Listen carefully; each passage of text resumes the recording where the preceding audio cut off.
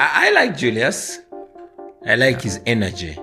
We might differ in a few things because we are fighting for different things. For him, he's fighting for economic rights. For us, we're fighting for human rights. I'm sure people love President Traore.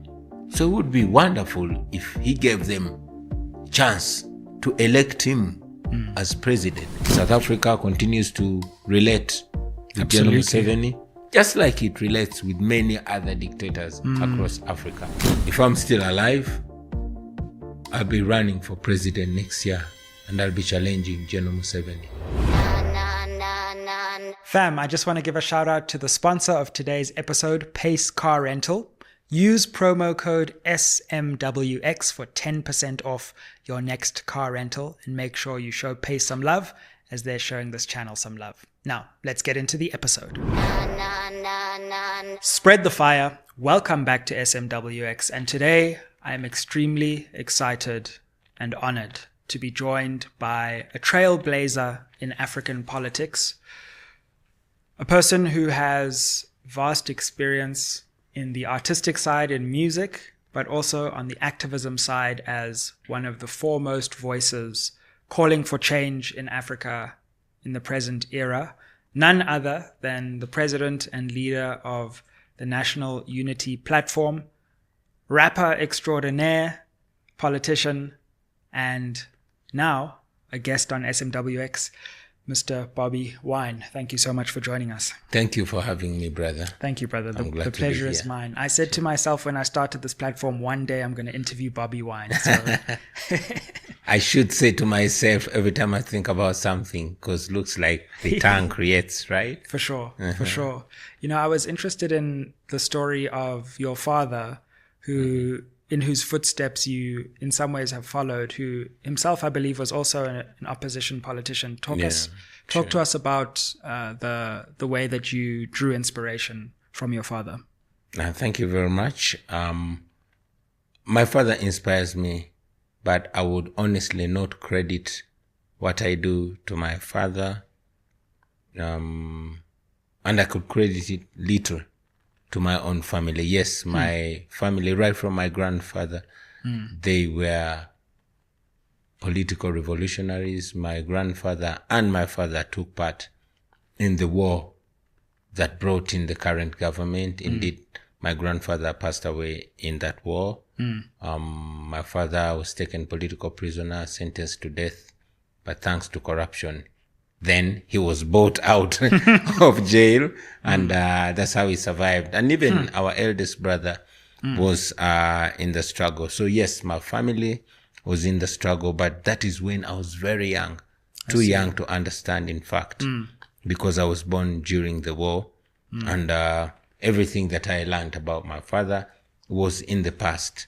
So yes, I share his DNA, and I grew up in a home where values, especially freedom, earning freedom at whatever cost, were important. But I would credit the inspiration and courage and image to very many people, including Dr. Kizza Besigye, who is now in prison. I would credit young people all over Africa that challenged me to rise to the occasion and speak for myself. Sure, absolutely. And speaking for yourself, in some ways, started with a musical journey. Oh yeah. I'm sorry. No, yeah. Yeah, I was an artist, and speaking for myself through music, in fact, was my most important target. Still, I owe the music background to my family because I was born to a musical family. There was a choir, a family choir, when I was born and when I was growing up. It was hired to sing on funerals, on parties and all that. But mainly they sang hymns, Christian songs. I see. And that was not my thing. And for me, I was more drawn and inspired by Jamaican music, the likes of Shabba, Buju Banton, and indeed Bob Marley. Looking at their videos and the lyrics they sang, that is what was representing me, because they were singing about the situation in the ghetto and talking about how it could be better. And that's what I was singing about. Having grown, of course, in a political family, but like I said, I was young when all that happened. Growing out, I was only growing up in the ruins of a political mess. A war ended in 1986. General Museveni took over. My family had lost what all people that get involved in political violence face. So we were recovering, and my mother was telling me only the sad and negative story about the political involvement. And it's for that reason that I kept out of politics. However, through music, I was speaking my views and expressing what I felt and suggesting options. It went on until I was about 35 when I threw in my heart into politics. So the genes of my father came haunting me and got me in trouble. Absolutely. And it's interesting to witness the evolution in your musical career because you didn't necessarily start out only speaking about social issues. It was in some ways, just the usual music, fun, and then it slowly became more edutainment and eventually, the voice of something of an entire political movement. Talk to us about how your musical journey evolved. True. My music, although it was ghetto, was not really revolutionary or even political in the beginning. Like I told you, I grew up with my mother, much as I had that urge to speak for myself. Largely, as a ghetto child, I sang about the girls and the drinks and the Beamer and the Escalade and the fun. And of course, the violence. Sure. And it was fun and beneficial. Until this one day, and I've told this story before, at the height of my musical career, 24 years, driving a Cadillac Escalade, model 2003, 24-inch spinning wheels. Yeah. That's all a young, successful artist would want. And this one eventful night, I was in a club called Angenois Discotheque. And all eyes were on me, especially the girls. As I walked in, I used to move in waves. So I entered the club, but little did I know that my flossing and fun was annoying some other young man of my age, but was serving in security and in the military. So as I was walking down outside the club, this guy came to me and slapped me just out of the blue. Of course, I turned around. Turning around, he pulled a gun and put it on my face and slapped me some more. Wow. He said, when I asked, what's your problem, man? He said, why are you showing off? Don't you know this country has owners? And you're not one of them. And slapped me some more. Of course, people gathered, including the security of the club, but they couldn't do nothing because they knew this guy was a high-ranking person in the military, coming from the right family and the right tribe, and he had the power to do all that he was doing. Sure.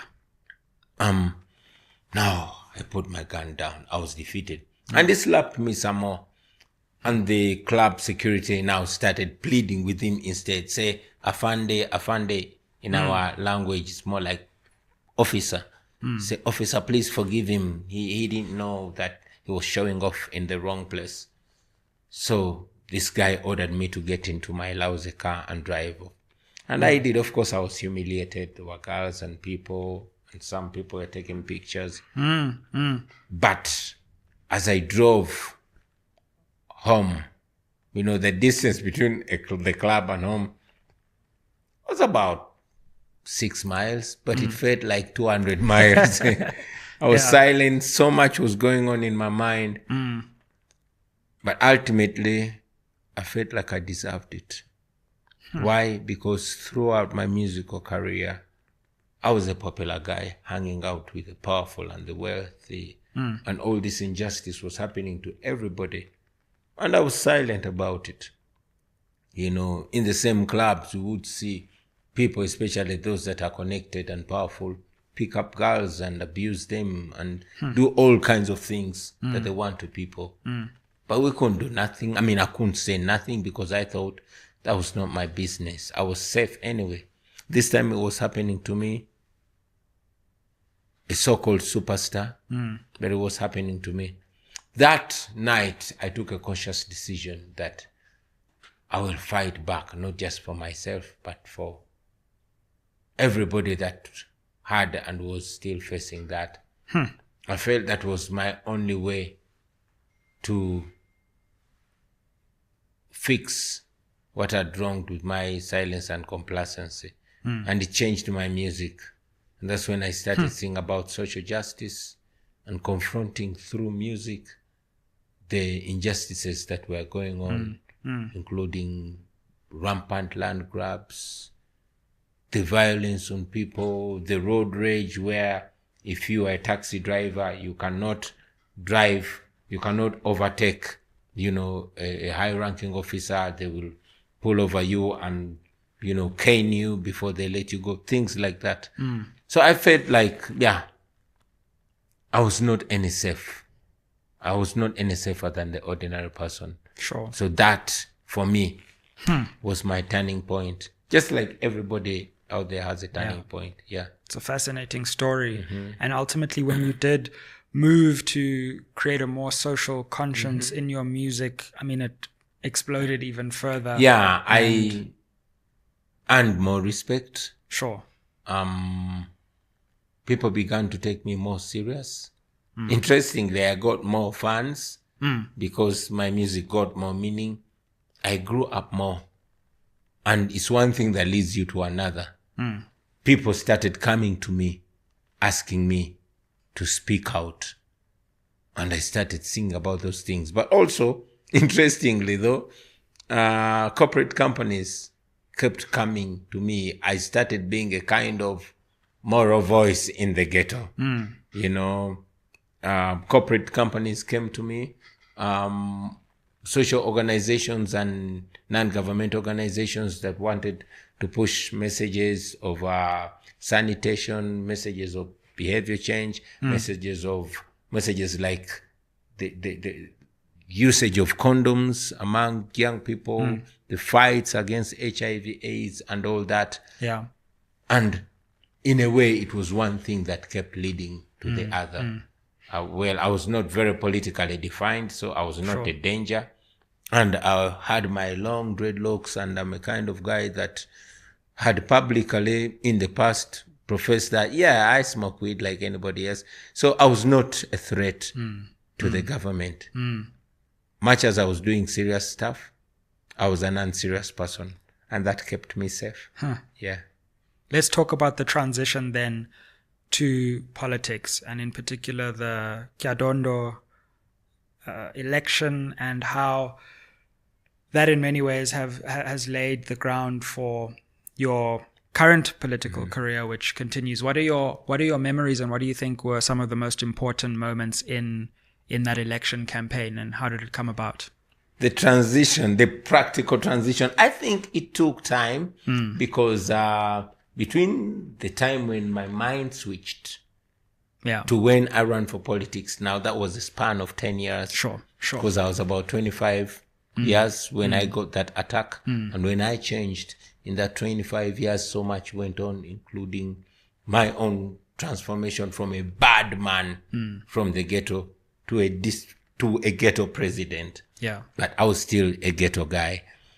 Of course, I would have political opinions, and sometimes I would share them in a conscious and careful way. We would have political discussions as a crew, me and my friends. Yeah. And we would get angry, but we always kept the cup tight. In 2015, that campaign, artists were brought together because following the influence that we had got, there are other artists as well. So the president of our country then, General Museveni, sent out his people to source artists to sing a praise song for him. Right, sure. And they were paid a lot of money. And they reached out to me and I rejected the offer. It was a huge offer. Money that I had never touched. Money that I have never touched. Wow. Yeah. But I thought now this was a very big moral challenge. For me, it has been the biggest moral challenge because I was being paid to lie, to praise what I know is wrong. And I refused. Of course, it cost me a great deal. But that refusal still opened opened my eyes more to our influence as artists. The election went on. It was a terrible election, and I was very politically conscious then. Yeah. I saw the opposition leader detained in his home. For the first time, the internet was cut off and all that. And we had a very, very nasty election that pissed me off. And in 2016, that's when I took the decision and said, you know what? I think it is enough singing about these issues. I think it's high time we started acting about these issues. But I was saying this, but I'm just an artist, not even with the necessary education and knowledge to take me into that fight. So in 2016, I went back to school and I wanted to study the law. That is where I met various friends, including the current Secretary General of our party, the party that I lead. He was our professor at law school. And through the conversations that we had with students and with the professors, we realized that it was foolhardy to study constitutionalism. To study constitutional law in a country that had no constitutionalism. Fast forward, myself, our professor and a few students left school and we went and formed a political movement called the People Power Movement. But before then, I'll take you back a little. How did I even take the decision to run for a position as Member of Parliament? I was still at law school. We were having these annoying conversations. I would go to school through the week and weekends. I would go do my music. Now this one, everybody in life has this friend that talks you into trouble, makes you feel like you're Superman. Say, yo, bro, go, you can do that. Yeah. So I have this crazy friend called Nubian Lee. We were driving from the eastern part of the country and we were discussing, of course, the political dynamics in the country. Whenever there's a headline, there's a newspaper called The Monitor. It puts a placard on the streets. I think you do the same in South Africa. Yeah. Now, what was the headline this time? Chadondo East MP loses seat. So me and Nubian looked at ourselves, looked at it again, looked at ourselves. Yeah. We didn't have to say a thing. Wow. So that was the moment. That was the moment. He said, we are going to Parliament. And you ran, you I won. ran. Of course, the government, the ruling party had a candidate and the main opposition party had a candidate. I ran as an independent candidate. Incredible. I got 80% of the vote. Wow. Now that was insane. It was like a mass awakening of people. The things I'd been singing about, the things that we had been talking about. Yeah. The common people, over 80% of our people live in poverty. And these people had been listening to my music. For a moment, I felt like Bob Marley and Muhammad Ali, Bob Marley and Malcolm X had possessed me. Wow. And I spoke all that I could speak to the people. Gladly, the people were listening, especially the young people. Fast forward, we had that election. I went to Parliament. But whatever we were doing was a mass awakening because so much happened in that short time. I was elected to Parliament. But again, what I found in Parliament was a proposal to scrap the age limit, the constitutional age limit of the president, Absolutely. to allow General Museveni to run again. Yeah. Remember, about 10 years earlier, he had again changed the constitution and scrapped the term limits. Now he was intending to rule forever, so the only impediment was the age limit. Ready to take your podcast to the next level?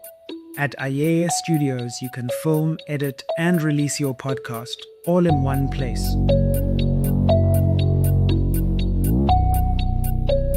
From crisp visuals to clean sound, we've got you covered, and we can even distribute your podcast on YouTube and other platforms. The best part? It's brought to you by the same team that brings you SMWX quality. Are you ready to take your podcast to the next level? Welcome to Ayeye Studios. So That is where I get.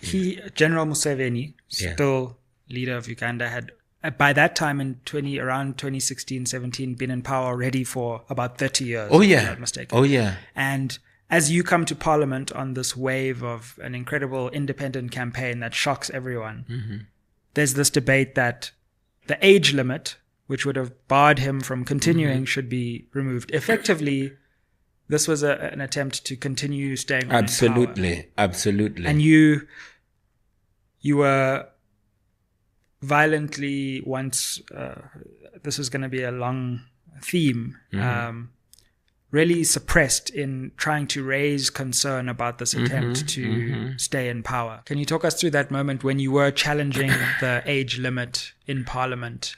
Because it was really a new movement in many ways, on the back already of another movement that you'd begun. I entered Parliament amid these ululations and excitement and so much anticipation.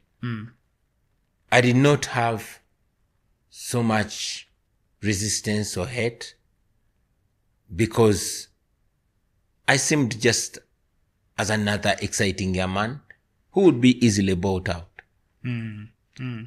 Honestly, I did not know what I was dealing with. Wow.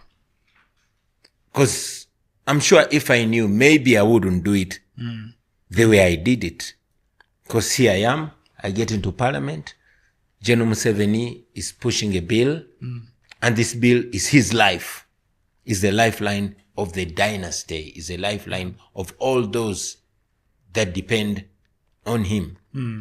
So I come into Parliament that has very long-serving politicians, both on the government side and on the opposition side. And it's as if fait accompli for General Museveni. Yeah. But with my entry, the population's focus gets into Parliament. And that is what I'd wanted to do.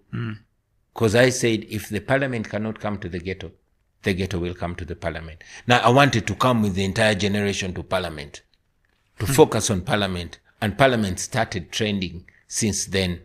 We started putting members of Parliament on a hot seat because we encouraged the people, especially the youth, to reach out to their members of Parliament and put them on pressure not to touch the Constitution. Because if the members of Parliament don't change the Constitution, then Uganda would have a chance to a democracy. But again, by doing that, we were starting a fight with not just the government of Uganda, but with Uganda Police, with Uganda People's Defense Force, with Bank of Uganda, and with every institution of state in Uganda. Because in Uganda, General Museveni is the state and the state is him. Now here, we were daring to challenge the status quo. All the state machinery was unleashed, not just on me, but on other people that dared to resist. And yet they had to resist because the eyes of the people were on them. Yeah. Now it got even more aggressive, but the more brutal the government became, is the more people got focused. And is the more attention that was drawn in. So largely, that was my entry into challenging General Museveni. Fast forward, of course, having planes surrounding the Parliament and the Parliament besieged, having the special forces jump into Parliament and beating everybody. You must have seen that fight that we put up in Parliament. Eventually, they passed that bill that allows General Museveni to rule forever. Of course, after that, I said rather emotionally that, okay, if General Museveni says he's running again, I'm going to challenge him. That excited people. Yeah. I had already said it, I couldn't take it back. It's like when this bully is in a school and is threatening everybody, including the teachers. Yeah. Then this young man says, I'll beat him. And everybody say, yeah, let's go beat him. Okay, what did I just say? But I had said it, and I'm not a man to take back my word. Fast forward, here we are. Absolutely. And, through that process, as you became a national politician, this move towards challenging General Museveni and his party, things really turn quite scarily and horrifyingly violent. We have the Arua situation. And, I'm sure it's something that's well known in Uganda, but for other viewers in different parts of the continent, and especially the South African audience, some of the stories of repression are really harrowing. Not just your own repression, detention, intimidation, bullets meant for you hitting other people who are close to you, but others around you. Just talk us through, the sheer extent of the repression that you faced once it was clear that you were a national figure who could actually challenge the Museveni regime. I wouldn't talk about this repression as something in the past. Actually, this is something ongoing. Absolutely. As we speak. Your leg has just been seriously injured. Oh, yeah. Actually. Yeah. When we started being very active in Parliament and connecting with other people, General Museveni saw the real threat on his hold on to power. He had been in power for so long, more than 30 years then. The corruption had skyrocketed. Basically, everything had gone amiss. And here was somebody that is making efforts to unite all the forces that want change in Uganda. We started, after they changed the constitution, then we knew that the best thing to do is to go back to the population. Yeah. And gladly, there were by-elections that were happening then. At that time, I'd already started gaining national popularity because I'm an artist, and people wanted, it's as if they had never seen me again, because indeed they had never seen me without my dreadlocks. They had never seen me without my sagging jeans. They had never seen me speaking straight English because I was speaking in slang. Now, they were seeing their artist, but they wanted to see me in a different shape. So whenever there was a by-election, we put a candidate. Sure. First, it was in Tungamo. We went and supported a candidate. She won unexpected. That was in the western part of Uganda where General Museveni comes from. We beat him. We went and supported a candidate, and she defeated his candidate. The next election was in Jinja, that is in the eastern side of Uganda. Right. We fronted a candidate. He won the one of General Museveni. Amid his excitement. Then there was another by-election in the far eastern part of Uganda. We went there. Boom! We defeated General Museveni's candidate. Said, Of course, by then I was sharing threats and some caring friends of mine from within the system. Remember, I had been a star and I had been having links with these powerful people until I dared to challenge their boss. So many of them still communicated to me and they told me, an order's been given that you should be killed, so you should be careful. But I was too crazy to be advised. The next by-election was in the northern part of Uganda, Arua. Yeah. And we went. We supported a candidate. And it became very clear that General Museveni was defeated in all the four corners of the country, in the central and south where I come from, in the west where it comes from, in the east and in the far east. Now it was in the northern part of Uganda. Defeat was imminent, and you could see that. What did they do on the eve of the election, on the last day of campaign? They attacked us. They shot at my car. Luckily, I just stepped out. They shot and killed my driver. Beat people, killed a few other people, random people, and all that. They abducted me, took me to military detention, tortured me and everything, terrorized the whole place. But guess what? Because we had told people to come out and vote fearlessly, people turned up, they voted. We defeated General Museveni when me and the candidate were in prison. Now that was another dangerous move. Of course, every bad thing comes with a positive.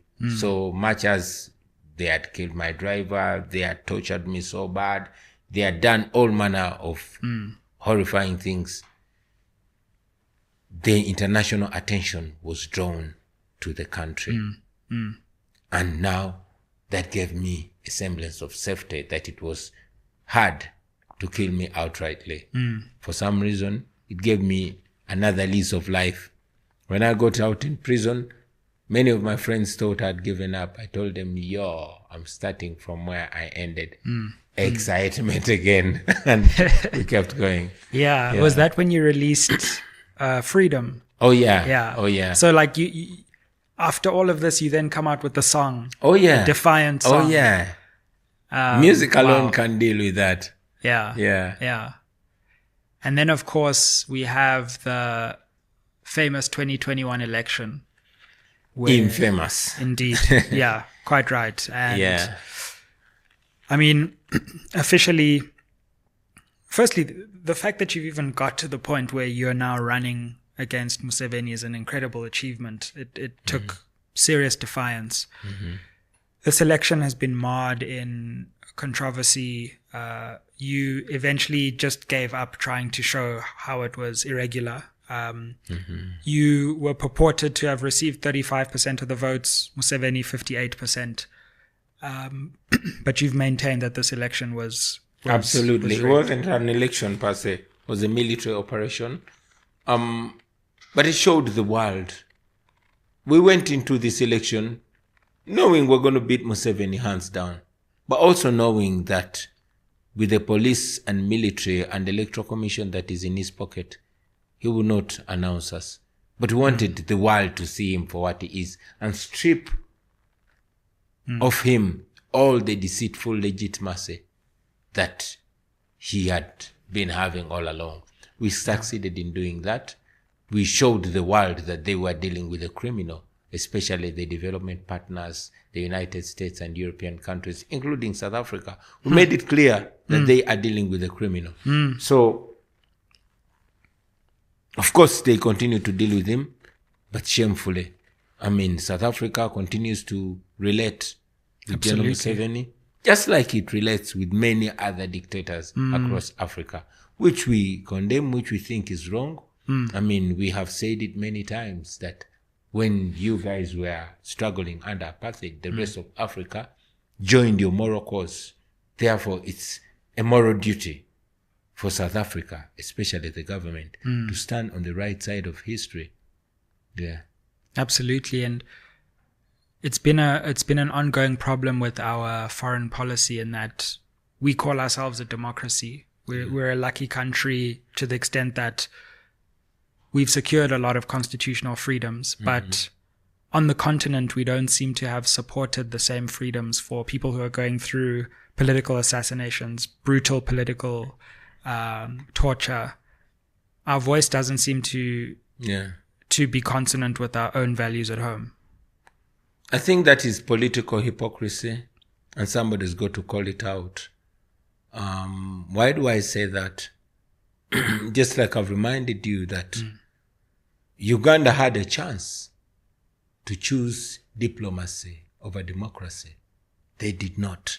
The people did not, and neither did the administration? Why is South Africa doing that?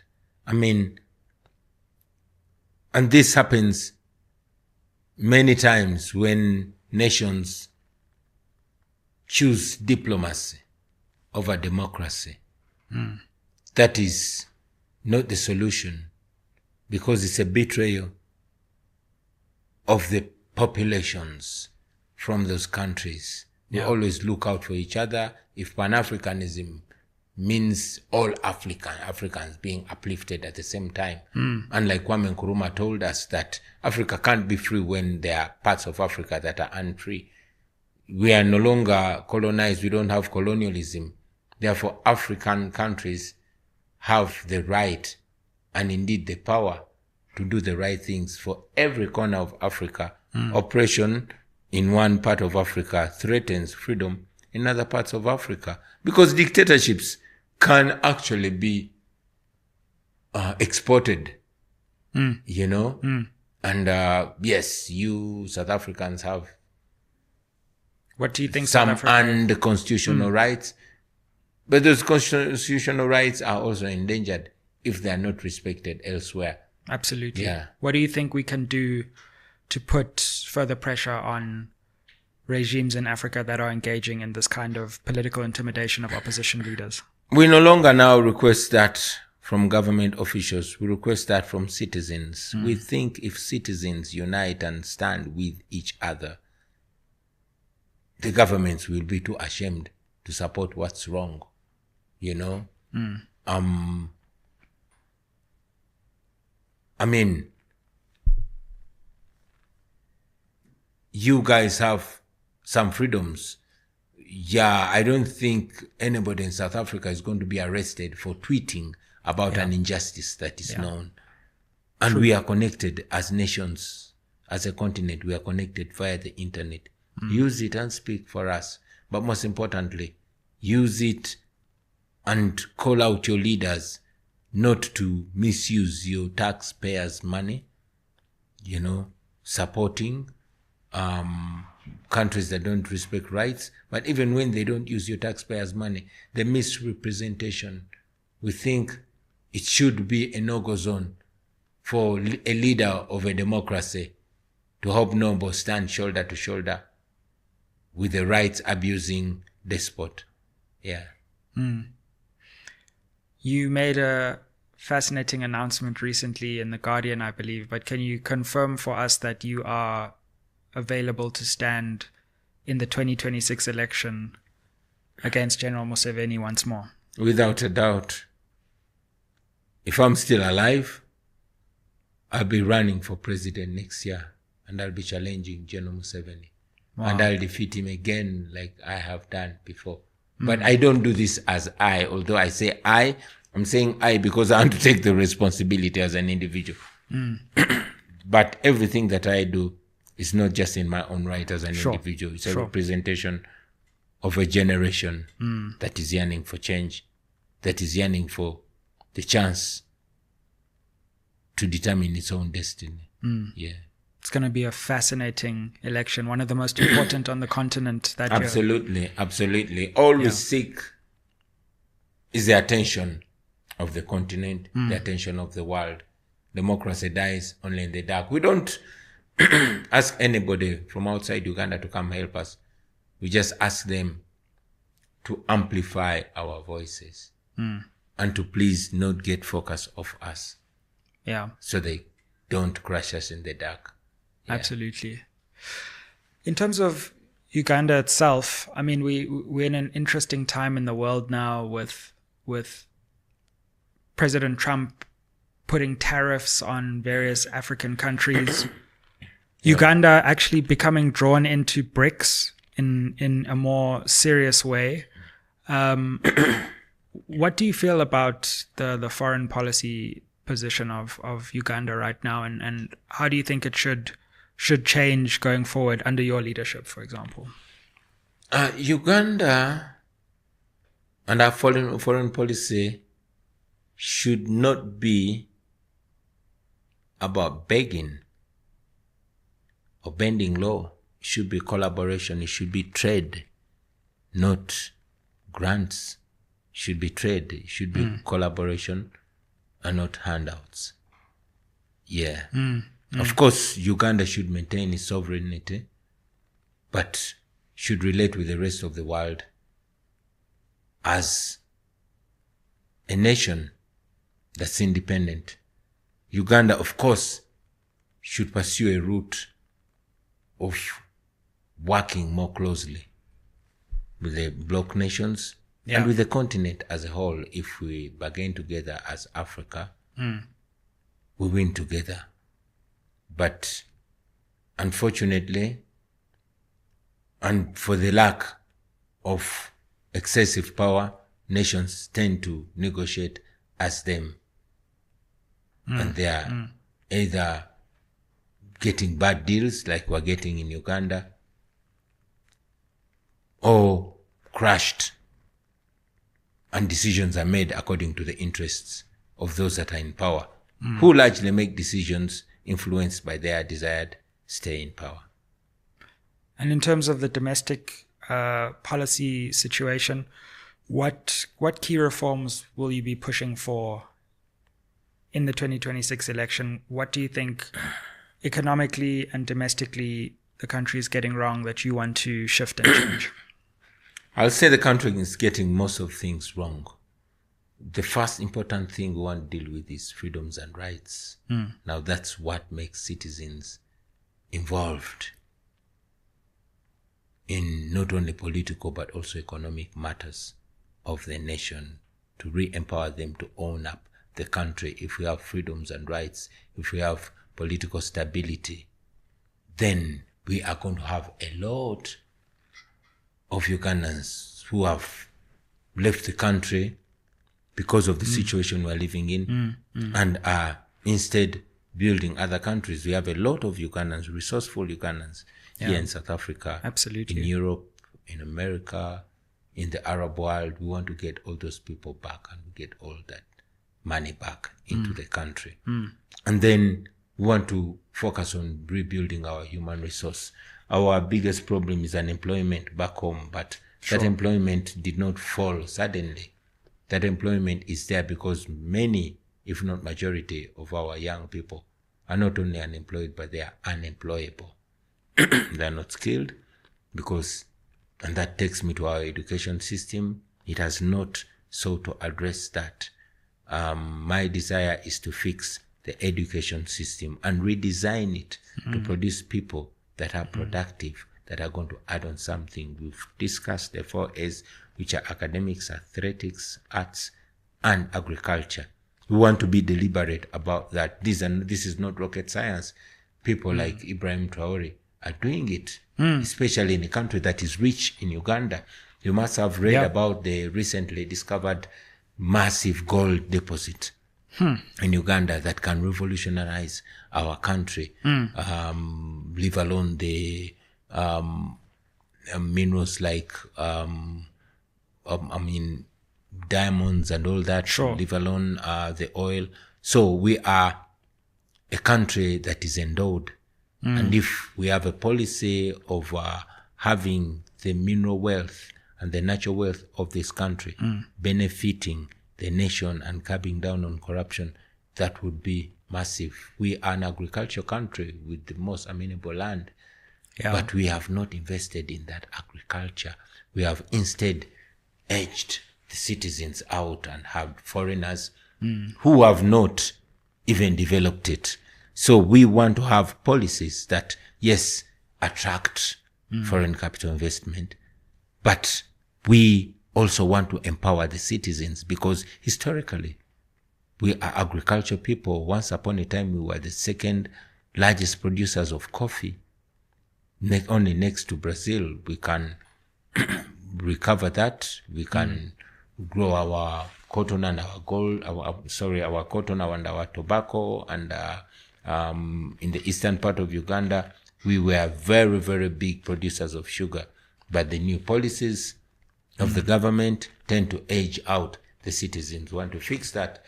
One other reform that is on my heart is the health care reform. In Uganda, I think now we lose 20 women every day giving birth. And the simple things that kill them is the working conditions and enumerations of our health workers, doctors and nurses, their staffing and all that. We want to fix that by simply, because it has been researched about and recommendations made. There was a recommendation of simply raising the healthcare budget to 15%. So these things have been researched about and recommended. Countries that have yielded to those recommendations, like Rwanda, like Kenya, that is where now our political elite are running for healthcare. So all these things are not rocket science. Absolutely. It's just political will to do them. And I'm going to do that stuff, man. I'm going to do it. I wanted to ask you, because you alluded to Captain Traore and you wearing the red beret. Which in some ways is in so many different parts of our continent. Of course, Thomas Sankara, I believe, was the first person to start the trend. Captain Traore wears the red beret. Julius Malema here in South Africa wears the red beret. In some ways, it's become a symbol of a new African movement led by younger politicians who are pushing against the incumbents of old, who have become complacent. What do you make of those two leaders in different parts of the continent who also share your attire? Yeah, I like Julius. I like his energy. We might differ in a few things because we are fighting for different things. He's like he's in South Africa. For him, he's fighting for economic rights. For us, we're fighting for human rights. We're fighting first and foremost for the right to be human beings and to have that full human dignity. That is how far back we are. So we're fighting for completely different things. But I have a lot of respect for him. I have a lot of respect for President Traore. Of course, I might disagree with the way he came into power. But it's not how it comes into power, but how he uses that power and how he relates with the people. And my only disagreement may be with President Traore and is anchored in history. Because many of the people that come to power have very good words. These nice words that I'm saying, General Museveni said when he was my age, even more eloquently. And we agreed with him. He persuaded our parents and they picked up guns. Many of them died because of the idea that he presented, which even right now, even if they presented it to me, I would agree with it, So he was a great revolutionary. Everything that I'm saying, he was saying. But time, and like they say, absolute power, power corrupts, but absolute power corrupts absolutely. 40 years later, that's what General Museveni did. When he had started, he was the most amazing person. There was zero corruption. Our country developed massively in the first 10 years of General Museveni's presidency, 1986 to 1996. Now, since then, it has only been rolling back because power got onto his head. Not just General Museveni, so many other revolutionaries. Look at Zimbabwe. Robert Mugabe. You were named after him. I was named after Robert Mugabe. He was a prized revolutionary, and he did so many things. But he just did not do one thing. He did not empower the people, and he did not allow Zimbabwe to go ahead. It makes me think. I love President Thomas Sankara, but it makes me wonder what would happen if Thomas Sankara made 30 years in power and then power got over him. So that's why I think that President Traore is a great leader, what he's doing for his people.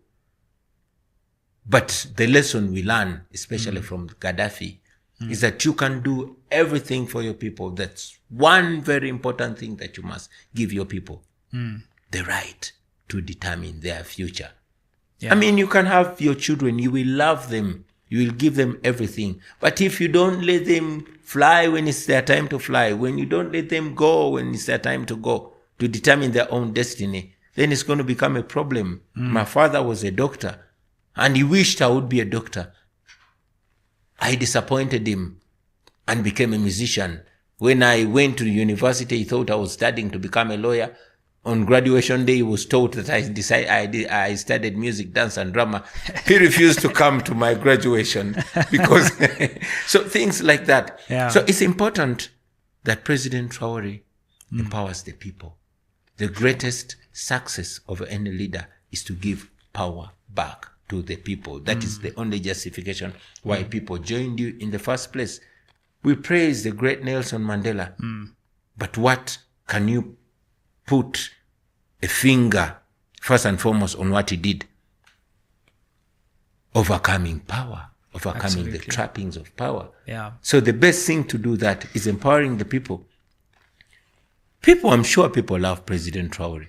So it would be wonderful if he gave them a chance to elect him as president so that they feel that he is actually their servant and not their boss. That's my humble opinion. It's a really important point. And it feels like we're at this moment across the continent where, like you say, we've inherited the 1.0 of liberation politics.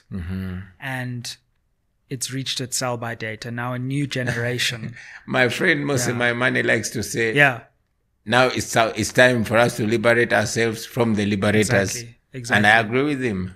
Yeah. All across the continent, that's the mission for the next era, is to take what progress we've been given and keep those parts that are worth keeping, but Absolutely. overturn and uproot those parts that we no longer need. How I wish our elders would allow us. Indeed. How I wish they would realize that our presence is a guarantee of the continuation of us as a people. I wish they get to realize that men come and men go. Unfortunately, it's not the case, especially where I come from in Uganda. Yeah.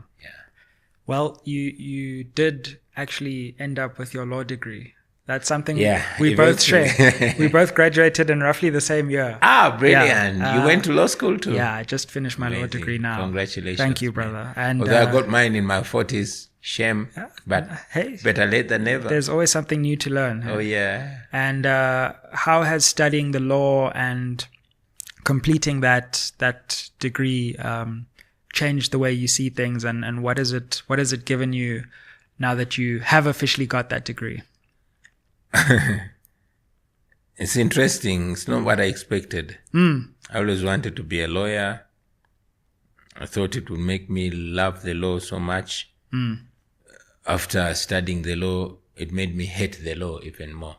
Wow. It made me hate the law, but it made me hate lawyers even the more. Why? Because, first, I got to know that they know the problem. But I also got to know that they choose not to solve the problem, but to benefit from it. And not all lawyers, I must say many lawyers are in the trenches trying to make things better. But also many lawyers have chosen complacency.